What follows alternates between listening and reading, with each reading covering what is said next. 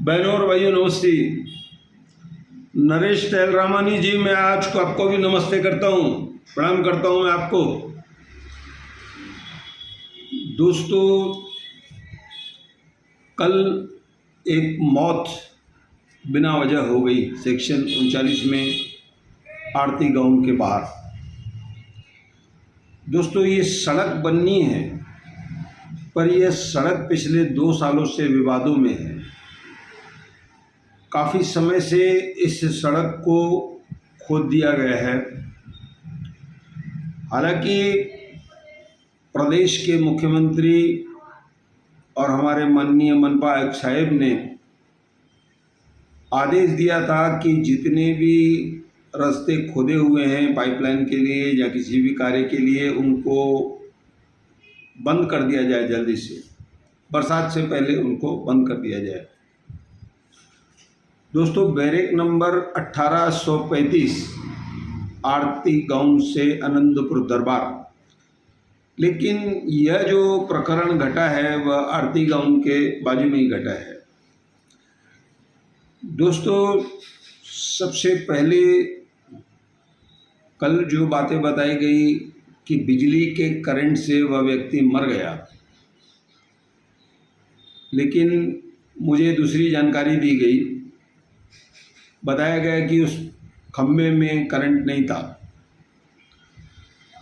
अब प्रश्न ये हो गया है कि इस गड्ढे को, नाली को बनाने के लिए, सड़क को बनाने के लिए लगभग 10 जून को इतना गहरा गड्ढा खोद दिया गया है और उस रास्ते का एक भाग अंदर गली की तरफ भी जाता है और एक भाग आनंदपुर दरबार की तरफ जाता है। तो दोस्तों, वो व्यक्ति जो आ रहा था उसका बैलेंस बिगड़ गया, क्योंकि उस नाली के ऊपर कोई ऐसा पट्टा, लकड़ी का पाटा जिसको बोलते हैं, वह नहीं रखा गया था। वो व्यक्ति उस पर चलने की कोशिश कर रहा था और उसका बैलेंस बिगड़ गया और उसने खंबे को भी पकड़ने की कोशिश की। खंबा पकड़ा, हाथ में आया, नहीं आया, व्यक्ति गिर गया। उसके बाद उसकी मौत हो गई। यह एक दुखद बात है। मैंने अभी कहा कि नरेश तैलरामानी जी, मैं आपको प्रणाम करता हूँ। कुछ दिनों पहले ही उन्होंने कहा था कि इस बार जो बरसात होगी वह इस शहर के लिए अलग होगी। बहुत लोगों के सर फटेंगे, बहुतों को चोट आएगी, लेकिन मौत भी हो जाएगी, ऐसा उन्होंने नहीं कहा था। अब आखिर इसके लिए जवाबदार है कौन? मजदूर जवाबदार हैं, मनपा जवाबदार हैं, जो लोग संभालते हैं वो लोग जवाबदार हैं। मैंने पहले भी कहा कि कई स्थानों पर जितना जितना कार्य होता है उसको उतना उतना बंद कर दिया जाता है, लेकिन यहाँ पर 10 जून से इस खड्डे को खोद दिया गया है और किसी ने परवाह नहीं की। इस रास्ते को इस तरह से खोदा गया है कि दुकानदारों को उससे काफ़ी परेशानी हो रही है। पहले ही काम धंधे नहीं है, ऊपर से दुकानदारों को तकलीफ। न उस तरफ से कार जा सकती है, न वाहन खड़ा किया जा सकता है। आखिर इस रास्ते को खोद कर क्यों छोड़ दिया गया है? अगर यह रास्ता नहीं बन सकता था, देर लग रही थी, तो तब खोदा जाता जब इसको बनाना था। अब जैसे कि सड़क के बाजू में नाली बनाना भी आवश्यक है, इसलिए उस चीज़ को खोद दिया गया।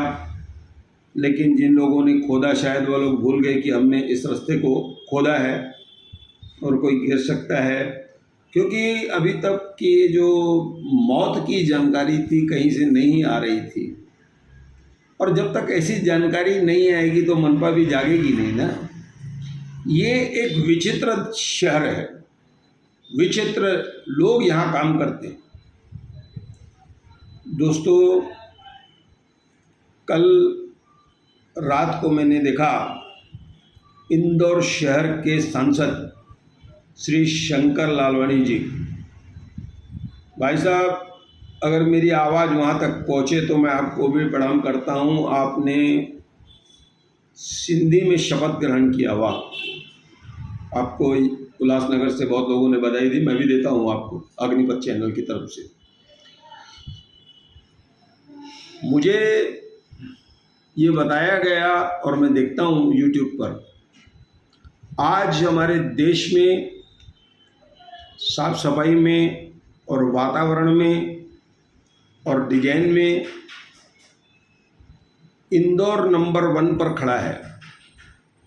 एक तो शंकर लालवानी जी, वहाँ पर एक सिंधी सांसद है और मैं समझता हूँ बहुत सालों तक वह रहे हैं और आगे भी रहेंगे। उनके सहयोगी भी कुछ उनको मदद करते हैं, ऐसा बताया गया। भैया हमारे शहर में तो बहुत सारे हैं, वो क्यों नहीं करते हैं इतने सारे लोग मिल करके। यही काम अकेले पप्पू कालानी भी कर लेते थे। अब उनके पास सत्ता नहीं है, मनपा भंग हो चुकी है, 2 साल से नगर सेवक घूम रहे हैं। अब ये जो घटना हो गई, इसके लिए हम जिम्मेदार किसको ठहराएं? अब कल शाम होते होते इस मृतदेह की बॉडी को सेंट्रल अस्पताल के पोस्टमार्टम घर में ले जाया गया। उसके बाद आगे की जानकारी अभी तक नहीं आई है, लेकिन एक मौत आखिर हो गई। और उसके अलावा तो जितने भी गड्ढे खोदे गए थे पाइपलाइन के लिए, कितने लोग गिरे, कितनों के सर फटे, वह बात अलग है। दोस्तों, कुल मिलाकर यहाँ पर भी शंकर लालवानी जैसे लोगों की आवश्यकता है।